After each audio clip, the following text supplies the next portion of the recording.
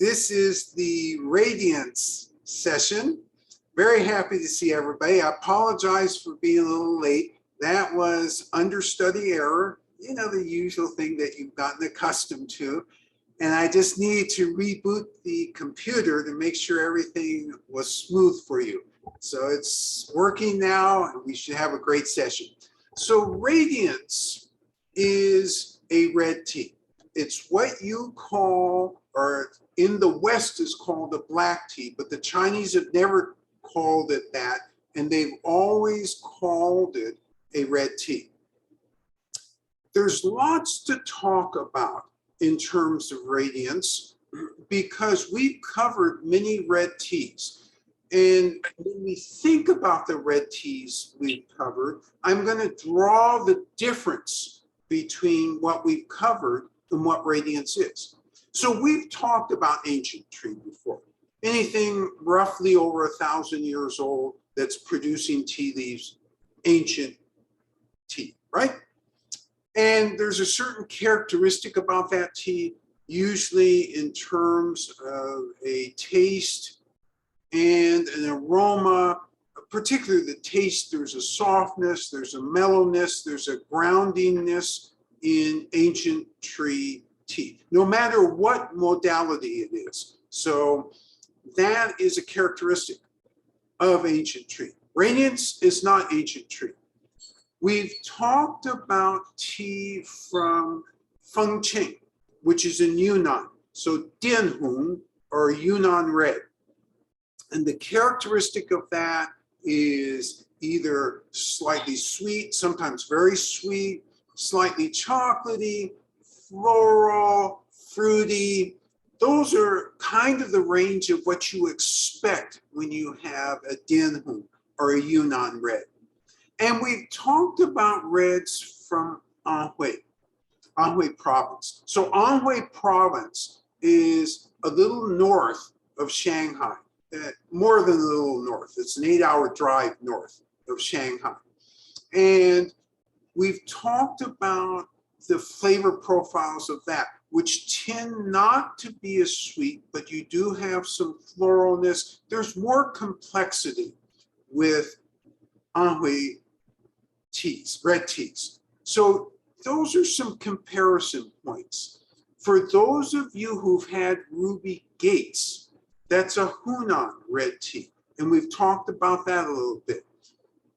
So Radiance today, what is a Fujian red tea? Radiance is from Fujian province, and it's from central to northern Fujian province. Now, for those of you who didn't check your email before you got on this morning, I've sent you 2 pictures. One is actually a map of Fujian province, and it's a gross map. In other words, gross divisions. It's not a street map. It's a map almost of regions. So you have a couple regions there. Nanping, Nanping, and you have Ningde,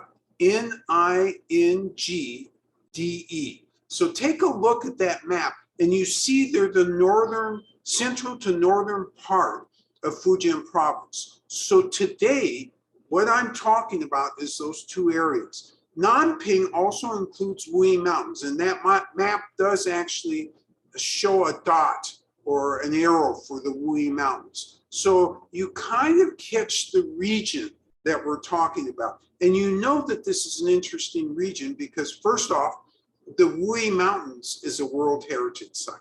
Wonderful, beautiful area. One of the best areas in China, kind of a secret.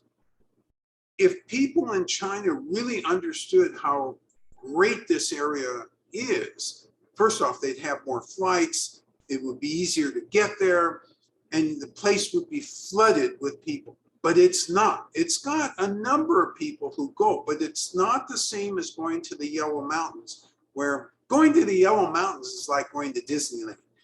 You have to plan for the 2 hours of waiting to go through the lines and in order to get into the park. This is not the Wu Mountains. Wu Mountains, you pull up, you pay your money, you get on the bus, and you're already in this beautiful area. So the Wu area has a place in it called Tongmuguan. Tongmuguan is an area where this particular, and we've talked about this area before, where they do red teas. So the red teas that we have that are from there are Victory, Smoky Pine, Golden Sweetness, all from that area. So they produce some very fine red teas, and the elevation of that area is higher. So it's up in the 6,000, 5,500 to 6,500 range in that area. Now, why did I include Nanping, the southern part of that, and Ningda? Well, Ningda, and I don't want you to be confused by all these names, so I'll try and attach some relevance each time I use a name. So Ningda has a place called Fuding. Fuding we've talked about many times. That's where many great white teas are produced. So between Fuding all the way into Nanping, so you can kind of see there's some distance there, that whole area is mountainous. There is a road actually from the Wu Mountains all the way down to the southern part of Nanping. And that road is a mountainous road. It takes about 4 or 5 hours to drive, and there are 88 tunnels that you have to go through as you're going over this road. It's an enormously mountain, hilly, valley place. Yes? Are Nanping and Ningde called something like county in the US? County, prefecture, / prefecture are good enough ways to think about them. And again, they're famous because, and this is the problem with China, and it's not a problem, this is the issue about understanding China. Some of these names come from previous dynasties. And so the result is that the name stuck, but it meant something slightly different in terms of area. Over time, each dynasty, each leadership changes not so much the names, but the area it encompasses. I like this map because it shows you the areas that we're going to talk about today.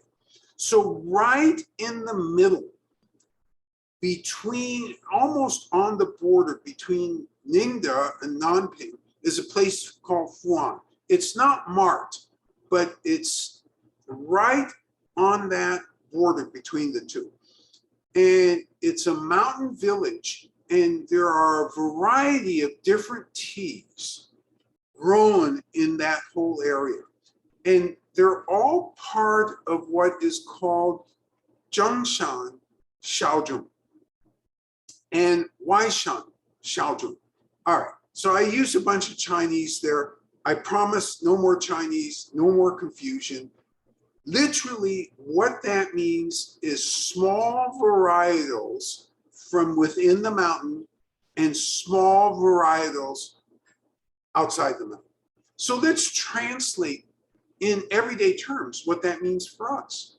So if you think of heirloom tomatoes, you have various different types of heirloom tomatoes, but they're not grown, generally speaking, in huge quantities. In other words, they're not grown as much as the main types of tomatoes are. Well, that's what we're talking about. The tea types in this area are smaller varietals, harder to actually come by, and that's what you're going to experience with Radiance today. And this is what's special about what you're getting today, because again, you've had the ancient tree before, you've had the Anhui before, you've had the Yunnan big leaf before, but you never really have gotten much of the fine quality craft Gongfu teas from Fujian province. Now, after promising you that I wasn't going to use any more Chinese, I just slipped into Chinese again. I apologize. Kung Fu, you do need to understand this term relevant to red teas. You see it often in history, either as Kung Fu, and it's the same Kung Fu as the fighting Kung Fu in terms of characters, but what it really means is mastery. It's that sense of handcrafted, very well mastered production of tea. This is what they're talking about. And historically, you used to see it spelled different ways. Congou, a bunch of different ways of spelling it. But really, what it refers to is handcrafted, specially crafted tea. Yes? How should we spell it best now in order to find out more about them? So today, if you're thinking about trying to learn anything today, Gongfu should be how you spell it. If you're looking backwards in history, it should be that Cougou spelling. All right, so now I've gotten you positioned in terms of geography and gotten you positioned a little bit in terms of history. So when you're thinking about this tea that you're going to have today, you're going to notice some different things. And so rather than spend a lot of time trying to describe those things to you, let's go ahead and brew. Now, you're not going to brew first. So for the newcomers, by the way, I welcome the newcomers, Cindy Horn, Michael, welcome to both of you.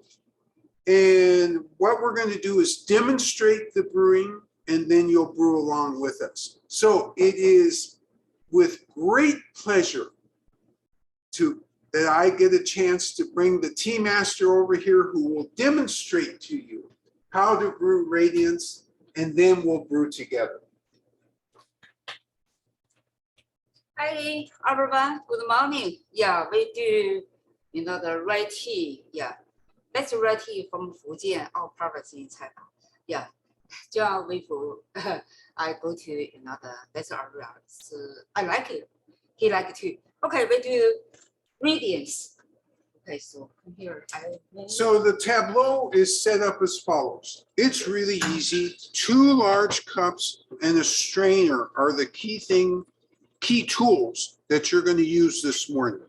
You're going to use 170-degree water, and you're going to use the prepackaged tea that we've sent you. So this morning's tea is in bag number 1, and it's called Radiance, and it's 6 grams. Did you say that Kung Fu means mastery or artisanship? Please explain again. Yes, Kung Fu does mean mastery or artisanship, no matter what you're really tagging it to.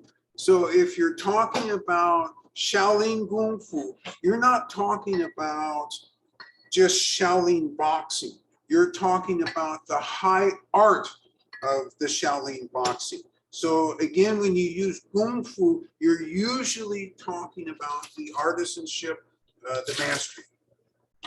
All right, so Xiaobei has used 200-degree water to go ahead and heat these cups. You can use any degree water between 170 and 212 because all you're doing in this first step is heating the cups and making sure that there's no soap spots in them or anything else that will affect the flavor or the aroma of the tea. This is really, really important because if you want to get the full experience, give yourself the opportunity by using great water, by making sure everything is clean, and making sure that there is no residue of any sort.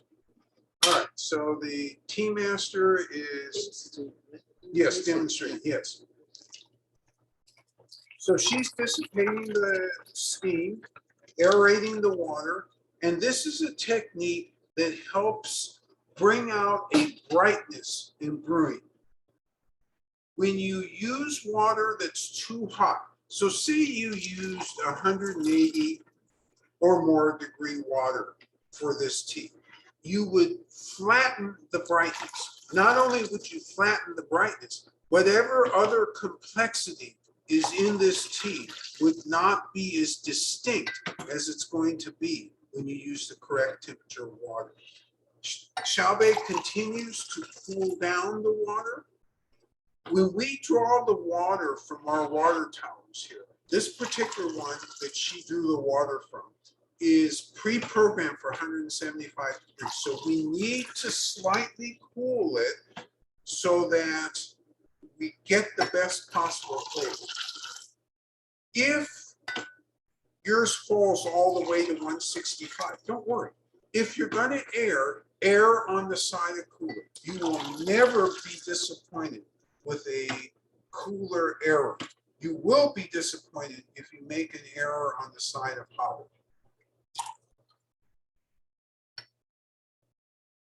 She's feeling to make sure it feels like it's the right temperature.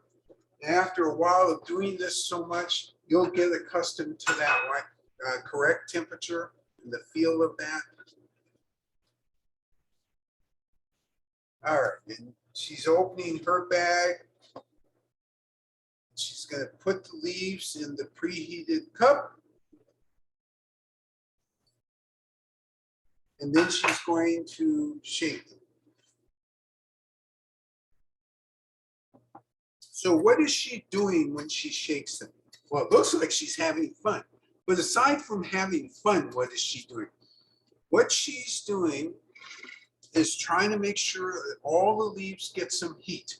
Get them started on the process. Because remember, aroma and taste are linked together.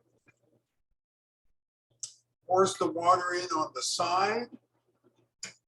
It's better to pour it on the side of the cup than directly on the leaves. And again, these are a bunch of details. If perchance you actually pour on the leaves, don't worry about it. You haven't wrecked the leaves. It's just that if you can do all the details in perfect order, you're going to get the best possible taste. But, you know, things happen. So we don't have to worry. You're not going to wreck it if any of these details isn't precise. All right, I put 2 minutes on. So let's talk a little bit more about the process, because the process of this tea for the first 4 or 5 steps is identical to the process of red tea that we've talked about before. So first, you got to pick it. What kind of a pick is this? This is a leaf, a bud. And what kind of bud am I talking about? A leaf bud, not a flower bud. A bud and a leaf. So this is a early spring pick as well. So you're getting really a very good pick of this particular tea. So that's the first thing all teas go through. A decision about what the pick is going to be. Is it going to be a bud only? Is it going to be a bud and a leaf, a bud and 2 leaves, or a bud and 3 leaves? Second, you wither. Wither is very important. You do both an outdoor and an indoor withering. Aha. Now you've heard me talk about this before, especially a lot about cliff teas, the Wuyi Mountain teas. Okay? An indoor and an outdoor. So this tells you that the process, the artisanship around this particular tea has borrowed some of the techniques from the Wuyi Mountains. And that makes sense because they're right there at the foot of the Wuyi Mountains. After you wither, now some of you are thinking, wait a minute, you forgot to tell me how long you wither. Remember, by farm, by farmer, it's a different decision. All right, we'll get back to the process. 2 minutes is up. And remember, you're not brewing yet. Tea master separates the leaves from the tea liquor.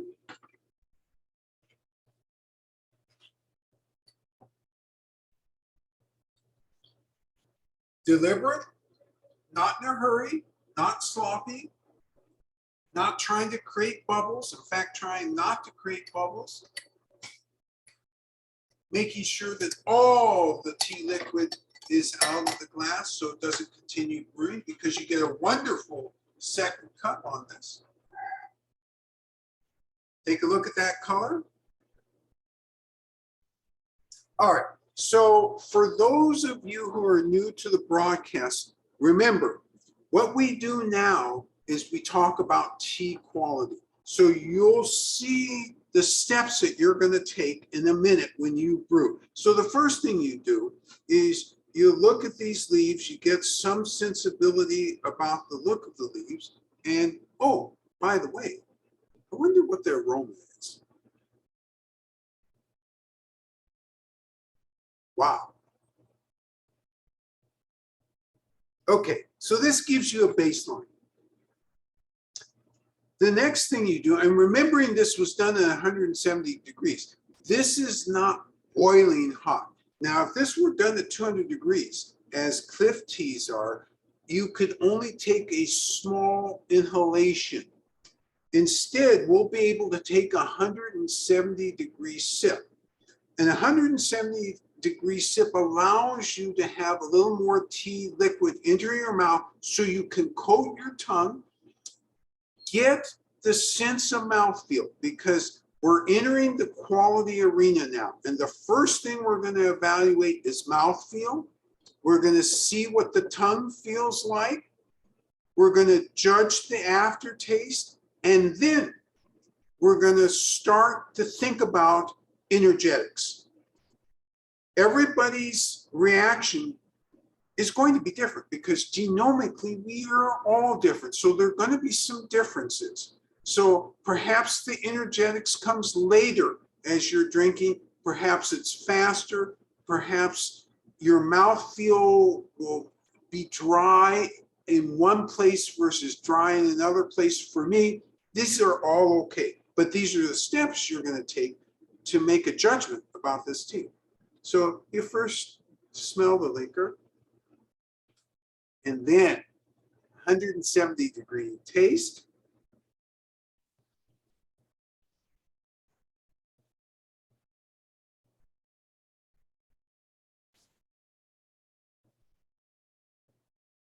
Okay, I'm evaluating what's going on with my tongue. I'm evaluating what aftertaste I have. And I'm beginning to think about energetics. You notice I said nothing about flavor.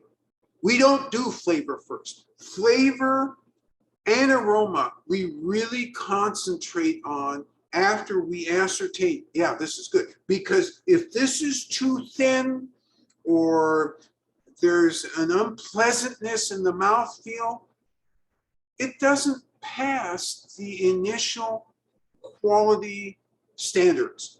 And it will never, ever appear on this board if it doesn't pass those initial quality standards.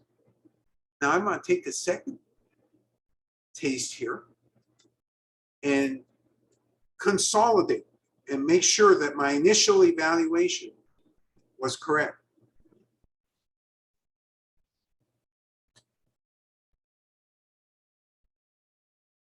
Okay, I have an idea. I'm not going to tell you. You're going to tell me. Look again at this color.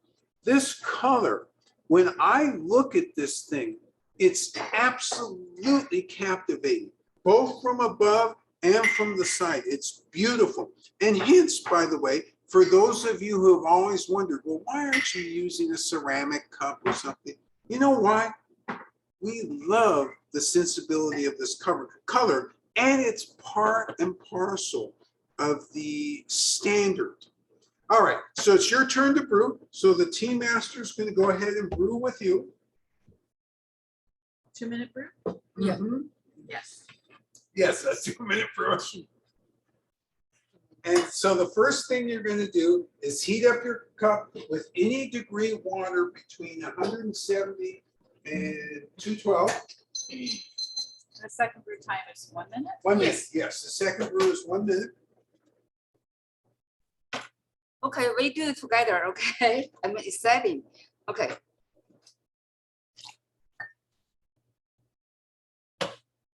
Remember, she's heating both cups. You need both cups, both the brewing cup and the recipient cup to be absolutely clean. No soap spots, nothing. And you're using your good water, as pH neutral as you can get it, or spring water is fine also. Certainly filtered water at a minimum.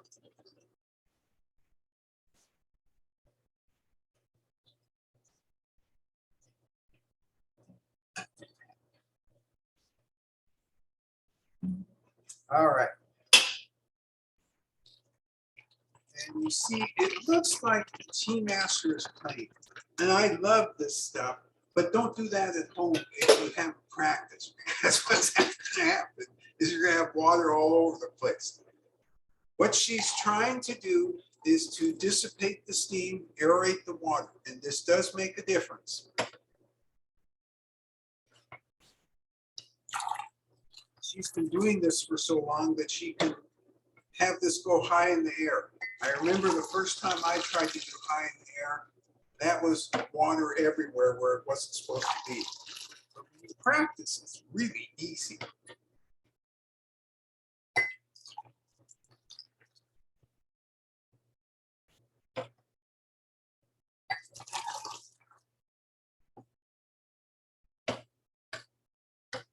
And remember, you see the T rhythm calls for you to do this properly than to rush through this. We can always rush through things if we have to, but it's going to affect your appreciation of the tea. It's also going to affect the quality of the tea. All right, open your baggie and empty it into the cup that's been already heated.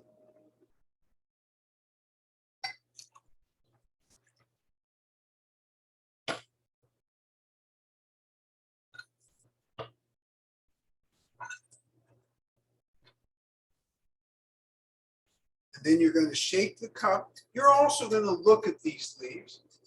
We'll smell. What's the purpose of smelling? As you do this, you'll come to learn what the smell should be if the leaves are heated. If they're not heated, it'll be very light or non-existent. If they're properly heated with this heat, there'll be plenty of aroma.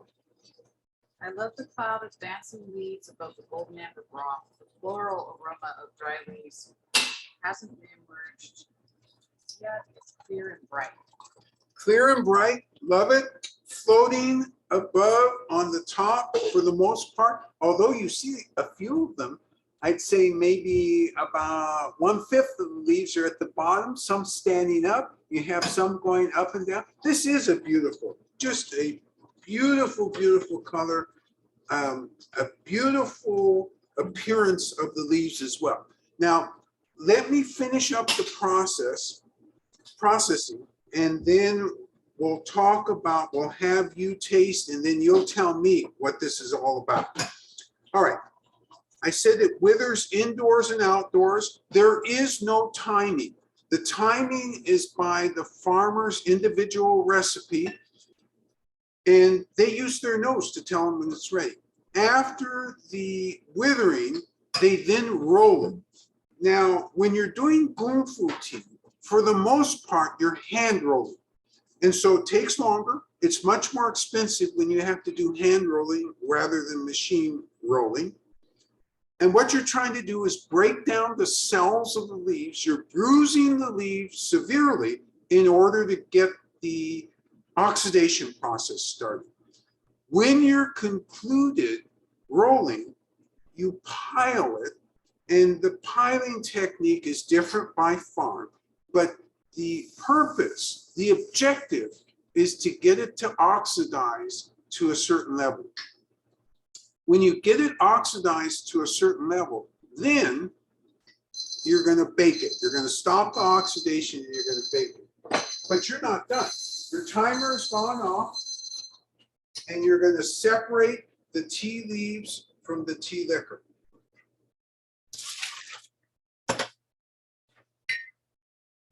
Deliberately, not in a blind old hurry.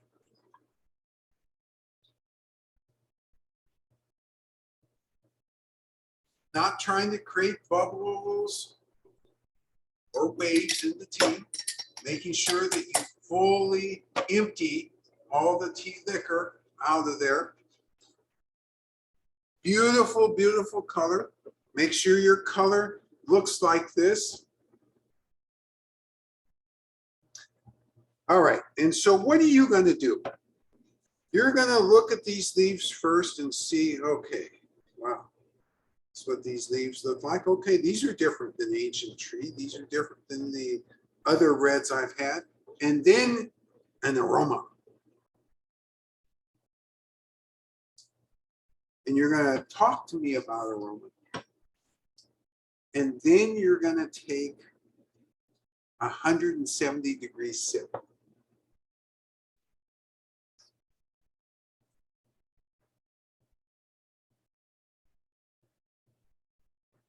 Now, I don't think I mentioned at the beginning, this is a brand new tea for us. Oops. Sweet, tart, cherry aroma in the wet leaves. Sweet, tart, cherry aroma in the wet leaves. Beautiful description. And right on the money description.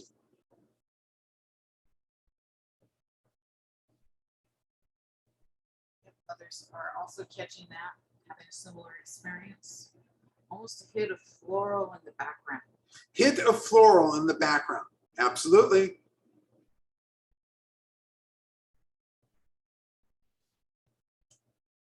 So while you're thinking about this, I said that at the conclusion of the oxidation, you then bake the tea, or the farmer bakes the tea. Is the farmer done at this point? Now, I'm going to leave that question unanswered because I see other comments coming in. Somebody's getting a slight vegetal scent as well from the, I'm not sure whether it's wet leaves or from the tea liquor. Slight vegetal scent, not clear whether that's from the tea liquor or the wet leaves. Wet leaves. Oh, wet leaves, okay, yes. Low viscosity to the liquid. Wow, this is a really good catch because every time we do ancient tree, what do we talk about? High viscosity, coating the tongue. This is by comparison quite light, and it goes through without sticking to the tongue.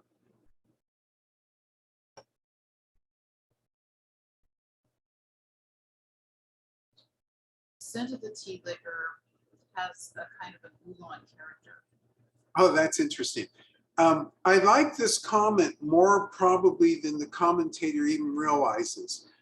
So the comment was the scent of the tea liquor reminds them of a oolong. And I'm sure that they're talking about a lighter cliff tea, probably something on the order of Aurora or something even on the order a little bit of engulfed. Getting a floral aftertaste lingering in the mouth. Floral aftertaste lingering in the mouth. There is that. So let's review what we've heard so far. So in the tea leaves, tart, cherry-like, slight hint of vegetal, very distinct. Once it starts to get in the mouth, it's flowing very readily, but it's not coating the tongue, although there are complexities that are beginning to make an appearance. So hint of floral. Somebody else also agrees, she gets the reference to that's reminiscent of Aurora. Does it have a lot of trichomes as well? This is a great question. The questioner asked, and I haven't looked at mine yet, does it have a lot of trichomes? It has some. It isn't like Silver Needle. It isn't like Loquat Companion, where all you see is trichomes. But as it turns out, this particular varietal does have trichomes on the leaves. Remembering, for the new people, trichomes are the small hairs that occur on some of the tea leaves and the leaf buds. And the value or the purpose of those is to prevent insects from eating up the leaves because they bite on these hairs. The hairs do not taste good to the insects. They're full of polyphenols. The polyphenols give them a bitter sensation. It's very warming in the body. Okay, now we're getting the energetics, warming in the body. Yes, I definitely feel that. And I feel it really quickly. I actually feel it not only in the body, but really in the extremities. I find both my feet and my hands have a sense of warming. And by the way, I haven't forgotten, just in case you thought that perhaps another understudy error has occurred. The answer is no, not yet. I haven't forgotten that I sent you a diagram of the meridians. That wasn't an accident, but we'll talk about that later. Maybe this should be called emerging radiance. It's revealing its radiance at a slow, steady pace. I love this comment. So many of you are very helpful with my thought pattern about names. And this is another continuation. Maybe this should be called emerging radiance is the comment because it's a steady emergence of feeling and radiance. I don't disagree. It's just that my board has only so much room, so I have to think about those technicalities. If I could just do a line of poetry for each one, I would do it. You know what lack of self-control I have.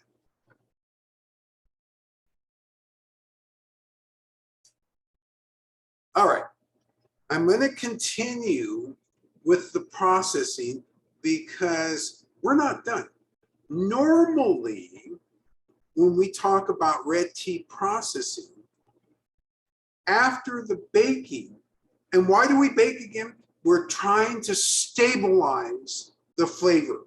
You bake to stabilize and get the water content down to around 3 to 4%. If you do not do that, what happens is, first off, hard to get through Chinese customs. They require a certain dryness of leaf. If it's not dry enough for them, you won't get through customs. It never even gets to the FDA plant in China. They just send back the whole lot and say, do it again. So that's one reason. Secondly, you want to make sure if you have way too much water in the leaves, they'll mold. They'll mold after 4 or 5 months. You don't want that either. So there's real reasons to actually bake. And again, you're not hearing me you're hearing me provide a recipe almost like grandma provides recipe. You do this, you do that, and you think to yourself, well, wait a minute, you didn't tell me how long, you didn't tell me how much. Oh no, it'll be natural. The farmer always has a recipe that they're following in their head, and it's from experience. All right, so we've gotten through those steps. You're used to those steps when you think of red tea. Oh, but there's more. For craft red tea, and I'm really talking about the red tea where you see the tiny leaves. So let me pull up some examples. Those of you who've had Chima needle or Vortex or Ruby Gates or luxuriant bangs, there's these extraordinarily small leaves. More crafting goes on. And it's crafting by people who are all over 50 because you have to have a lot of experience to do this. And while Kung Fu suggests a grade, it isn't ever translated as a grade. In your head, you can understand, oh, top grade. But that's not how the Chinese actually classify the tea leaves. They say special grade, first grade, and second grade. These 3 grades are the most expensive and the hardest to produce and they go through additional refining steps. Everything else stops at the baking. Well, there's a little sorting which goes on afterwards, but essentially stops at the baking and then packaging. So this obviously is of the special grade. We got the highest grade on this one, and this tea found us. It found us from a producer of Cliff Teas who knows that we like extraordinary things, and unasked for this year, he sent us this, and it was like, oh my God, we have to have this. So what happens? How many more steps are there? It's not entirely clear to us. And we've been told that there are 4 or 5 more steps, and they all have to do with shaping. So you may be thinking to yourselves, what happens if a young person gets in that final crafting room and starts trying to do the remaining steps? They don't have the experience. And if you banjax a batch, you cannot recover from that. It is done forever. You cannot recover from it. That's why all of these artisans that we see, they're usually from 50 to 80 years old. They know, and they have special tools where they're shaping the leaves, they apply a little heat, they shape them a little more, they apply a little heat. This process is incredible. Now think about what I just said. They're taking individual leaves and shaping them. Yes. Is there a risk of knowledge disappearing through demographic shifts? Oh, I love this question.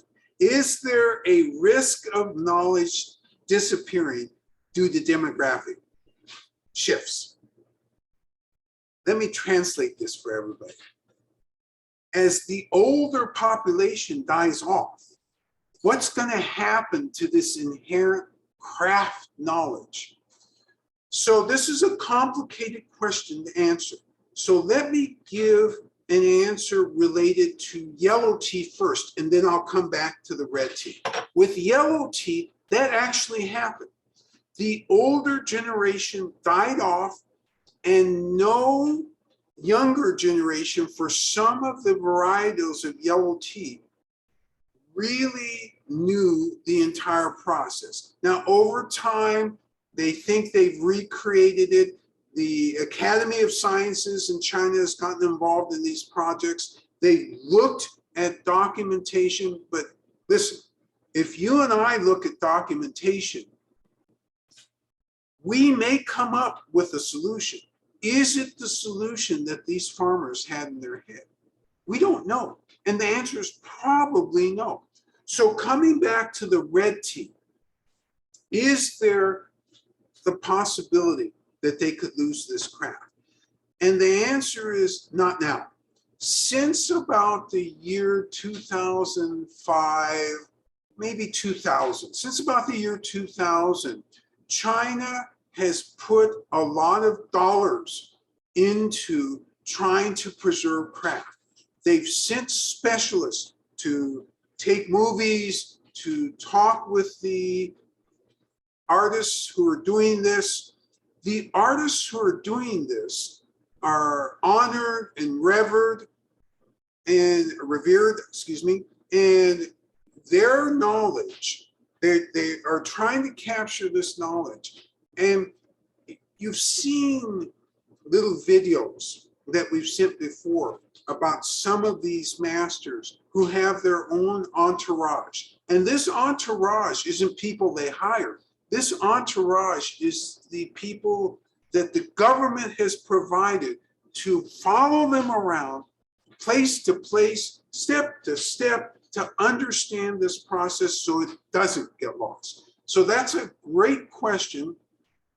And pre-1990, not enough effort was spent on doing this. In the 1980s, there was already some thought, but it didn't mature into a big movement until the 1990s. And then in the 2000s, it has become vitally important because the Chinese government, the Academy of Sciences, the farmers themselves realized, oh, wait a minute, we don't have good documentation of this. Yes.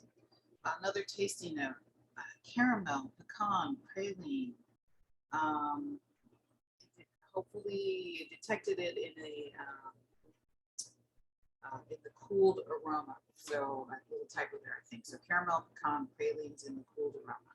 Caramel, pecans, and pralines in the cooled aroma.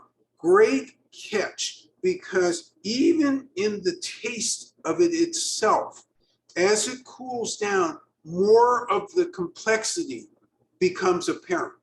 And this is really a characteristic of this level of tea. This tea is spectacular by Chinese standards. Those of you who've had divine plum, you remember the tartness and the complexity and the hugeness of it. This also has a hugeness to it, a hugeness, though, that lacks certain other qualities that some of the other huge teas have. For example, ancient trees with the viscosity. Again, this doesn't have the viscosity, but that doesn't make it not a high quality tea. This is a high quality tea because of the complexity, because of the smoothness and mellowness. There's nothing added to this. Yes. A light oolong in red clothing. Oh, I love this comment. A light oolong in red clothing. And this couldn't be a better comment. And I'll tell you why. The Wui Mountains definitely has influenced the way they produce this tea. And how long have they been producing this craft tea in this area? Not for very long. By Chinese standards, it's in babyhood since 1851. Actually, that's not right. Since 1834, that's still babyhood. Just coming out of babyhood. So by Chinese historical standards. And it had many ups and downs during its life. From 1834 up until about 1915, progressively, they increased the crop. All the way until about 1898, they produced 1,500 tons. Not of this particular tea, but of handcrafted, the Gongfu red tea from this area. And remember, there's many varietals in this area. So a combined 1,500 tons. Between 1850 and 1898, they averaged 500 tons a year. And then in 1915, it fell off the cliff. Why did it fall off the cliff? Whoa, I got into history. I didn't mean to step so far into history. Hey, I'll tell you why it fell off the cliff. It fell off the cliff because China was starting to have difficulty in terms of governing itself. And so the result was there was confusion in some places, there was disorder in some places, and the Europeans by that time had already decided, hey, I want something less expensive. Give me more of the Indian teas. Let's blend them with the Chimanino instead of this. By the way, I've cottoned on to another thing that happened. So starting around 1851 or so, they started blending these crafted teas with the Chiman tea. And that's what the nobles, that's what the aristocracy in all over Europe was drinking. And why not? When you think of those two teas together and both of them going through these minute leaf by leaf crafts to make the leaves, produce the flavor, and to put those two things together, extraordinary. However, you heard what I just said, leaf by leaf. That means expense, cost. And outside of the aristocracy in Europe, they really couldn't afford the cost of that. especially with the Indian teas being available. And so that's why there was a drift away from that. And then when you had the onset of World War II, which for China, you know, when we talk about World War II, we talk 1941 to 1945. When China talks about World War II, they talk 1931 all the way up to 1945. Different universes, because the Japanese were already in Northeast China starting in 1931. Yes. So Chima Needle was blended with this tea that we're drinking today? So the question is, can you be more precise, understudy? Was this the tea that was precisely blended with Chima Needle? And now I have to use those dreaded 3 words. I don't know. And the reason I don't know, I know that Gongfu teas, and there's plenty of documentation, were blended with Chima Needle, and that was Gongfu teas from this whole area. Remembering there are lots of varietals that they could have chosen from. They probably did use this, but you notice I had to say probably because I don't know precisely. You know, on energetics, a commenter notes this is a class of teas. You would put this in class of teas that prepares warrior for battle. It's battle. It's settles my thoughts. It makes me feel more attuned to my surroundings. I love this comment. And the person who wrote Sun Tzu's Art of War probably would have loved this comment as well. This tea settles the system, makes this commentator prepare as if ready for war, ready to go to battle, not ready for war, ready to go to battle. And all the teas have different energetics with us. And I love the fact that we're exploring these because this isn't a hard science yet that we can say, well, this tea does this tea does that. I mean, wouldn't the world be so much easier? Oh, you drink this Radiance and your hearing will improve. I mean, in the West, we love things like that. By the way, that is not a true statement I just said. I was using that as an example. I don't want to hear it later. Hey, my hearing didn't improve. Or even worse, I don't want to hear it later. My hearing improved by 10 times. No. Yes. What about the chart you mentioned? Ah, okay. And I knew somebody was going to remind me of this chart because it's really ugly when the understudy does make a mistake. All right. I sent you that chart because those are in quotes, the 12 meridians that acupuncturists use, that acupressure providers use. It's part and parcel of Chinese medicine. Now, wait a minute. Isn't this a red tea class? I don't think I requested this. And the answer, it is a red tea class. But at the beginning, I usually talk to you about interesting things in the shop. Well, because we had a little technical difficulty, I didn't start with that, but I'm going to end with that here. So I read this article this week, which absolutely flattened me. I believe the article was written in 2020 or 2021. Group of scientists took 13 different teas, all the varietals, not varietals, all the types. So what I mean by types are green tea, white tea, red tea, true black tea, yellow tea. I left something out. Oh, oolong tea. All of the different types and experimented on 42 people. And what they did is they had them drink these teas, not all at one time, obviously. They had them drink the tea, and then they took imagery, and for some reason, it appears that various teas stimulate various points. Now, again, I'm not a doctor, I'm not a researcher, and I'm not a Chinese herbalist, but I found this to be absolutely fascinating because this is in quotes, apparently the first time that they're getting close to actually illustrating the functionality of these meridians.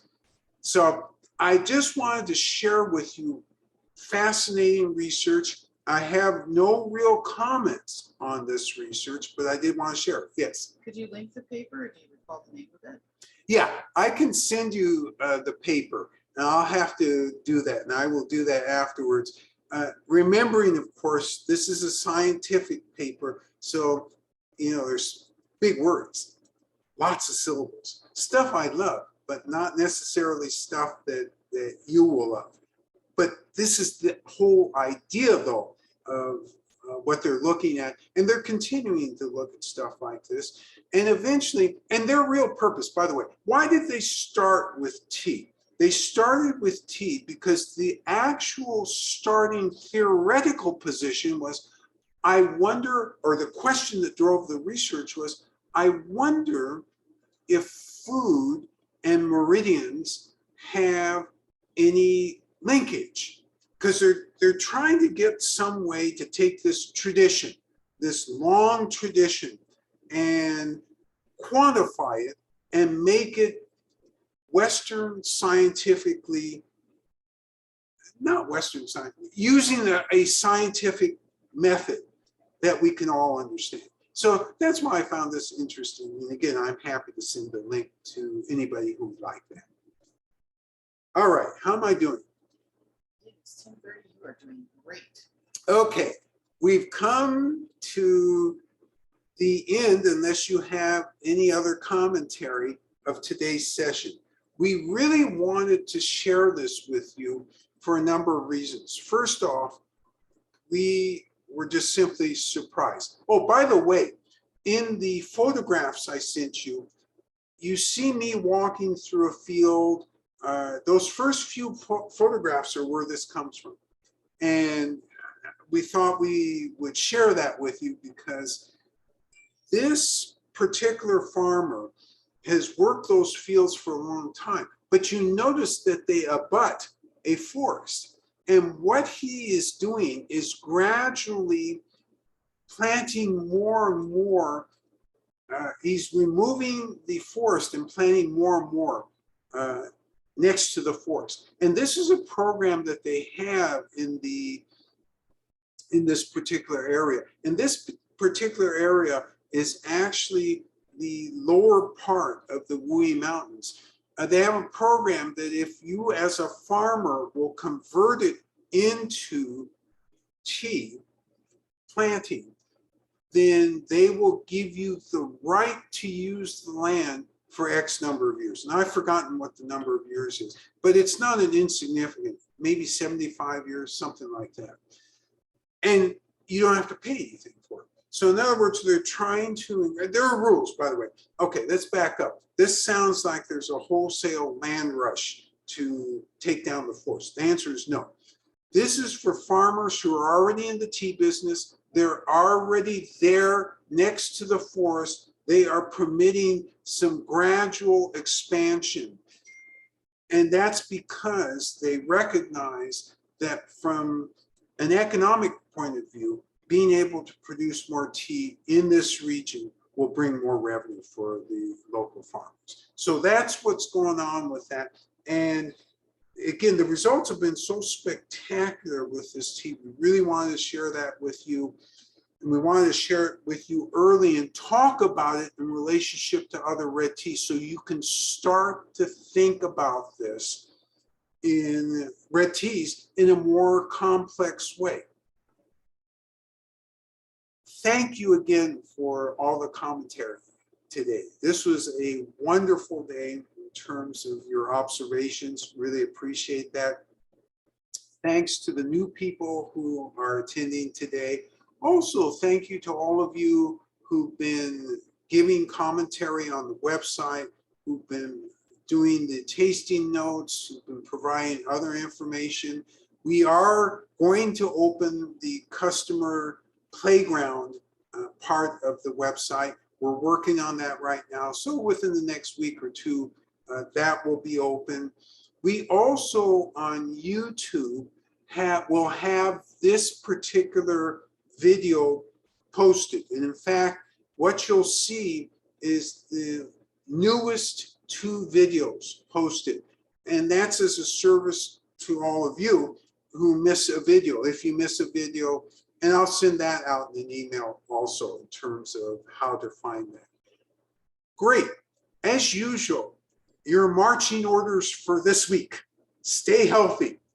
And we'll see you next week. Next week, we're going to do Celestial Offering, which is a true black tea, which means it's fermented versus what you had today, which is oxidized. All right. Have a great week. Look forward to seeing you next week. Bye-bye now.